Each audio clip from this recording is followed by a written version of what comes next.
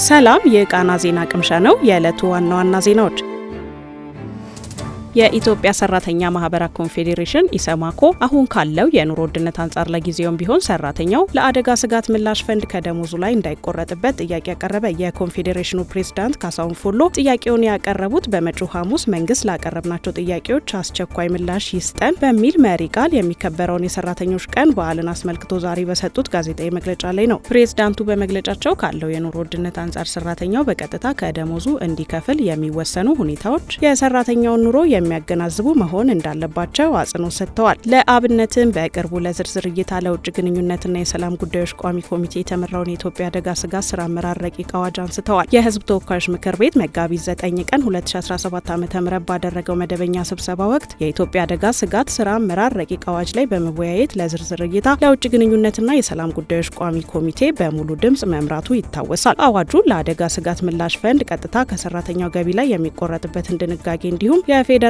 የክልል መንግስታት የአደጋ ስጋት ምላሽ ላይ ገደብ የሚያስቀምጥ ድንጋጌን አካቷል። በመርህ ደረጃ አዋጁን እንደሚደግፉት የገለጹት ካሳሁን በአሁኑ ሰዓት ዩኤስኤድን ጨምሮ የተለያዩ ሀገራት እርዳታን እያቋረጡ እንደሆነ ገልጸው ይሄ ባለበት ሁኔታ ሀገራት ራሳቸውን ካልደገፉ ከሌሎች የሚያገኙት እርዳታ አስተማማኝ እንዳልሆነ ጠቁመዋል። ይሁንና ለአደጋ ስጋት ምላሽ ፈንድ ቀጥታ ከሰራተኛው ገቢ ላይ የሚቆረጥበት አግባብ ለጊዜው እንዲቆይ ጠይቀዋል። የኑሮ ውድነቱ በሚቀንስበት ሁኔታ የሰራተኛው ሁኔታ እየታየ ወደፊት ከሰራተኛው የሚቆረጠው በሚኒስትሮች ምክር ቤት እንዲቆረጥ ይደረግ እንጂ አሁኑኑ ከተቆረጠ ካለው የኑሮ ውድነት አንጻር ኑሮን ያከብዳል ብለዋል። አዋጁን በተመለከተም ወደፊት የተወካዮች ምክር ቤት ለህዝብ ውይይት ሲጠራ ተቋማቸው በአዋጁ ላይ ያለውን አስተያየት በጽሁፍም በአካልም እንደሚያቀርብ ጠቁመዋል። በተጨማሪም ካሳሁን አሁን ከግብር ነጻ የተደረገው የብር መጠን ካለው የዋጋ ንረት ጋር ስለማይመጣጠን ከግብር ነጻ የሚደረገው የደሞዝ መጠን ወደ ላይ ከፍ እንዲደረግ ጠይቀዋል። እንዲሁም ከብር 10900 እና ከዚያ በላይ ተከፋዮች የ35 በመቶ የስራ ግብር እርከን በመቶኛ ተቀንሶ መነሻውም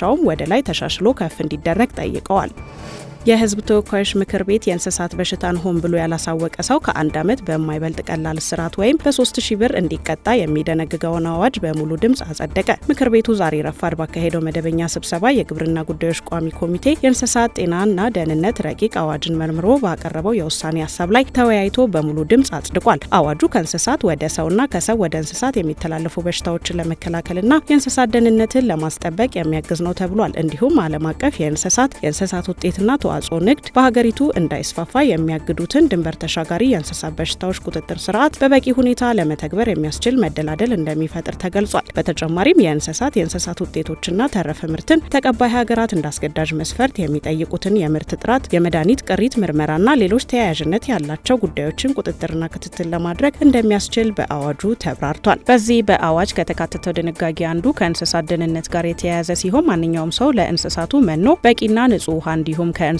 ባህሪና ከአየር ጠባዩ ጋር የሚስማማ ምቹ መጠለያ የማቅረብ ኃላፊነት እንዳለበት ይገልጻል። በተጨማሪና የተሟላ የእንስሳት ሕክምናና ክትባት እንዲሁም አግባብነት ያለው አያያዝና ጥበቃ እንዲያገኙ የማድረግን ጨምሮ ተገቢውን ደረጃ በሚያሟላ የማጓጓዝና እንስሳቱ በእርጅናና በበሽታ ወይም በሌላ አስገዳጅ ምክንያት መወገድ ካለበት ለሚመለከተው አካል የማሳወቅ ኃላፊነት እንዳለበትም አዋጁ ያትታል። ከእንስሳቱ ደህንነት ጋር ተያይዞም የተለያዩ ቅጣት የሚያስከትሉ ጉዳዮች በአዋጁ የተመላከቱ ሲሆን ከእነዚህ ውስጥ የእንስሳ በሽታን ሆን ብሎ አለማሳወቅን በሚመለከት የሚወሰድ እርምጃ አንዱ ነው። በዚህም ማንኛውም ሰው የእንስሳውን በሽታ ሆን ብሎ ያላሳወቀ እንደሆነ የደረሰውን ጉዳት ግምት ውስጥ በማስገባት ከ1 ዓመት በማይበልጥ እስራት ወይም ከ3000 ብር በማይበልጥ የገንዘብ መቀጮ እንደሚቀጣ አዋጁ ይደነግጋል። ጥፋቱን የፈጸመው የእንስሳት ጤና ባለሙያ ወይም ድርጅት ከሆነ ደግሞ ቅጣቱ ከ2 ዓመት በማይበልጥ እስራትና ከ10000 ብር በማይበልጥ የገንዘብ መቀጮ እንደሚያስቀጣም ያትታል።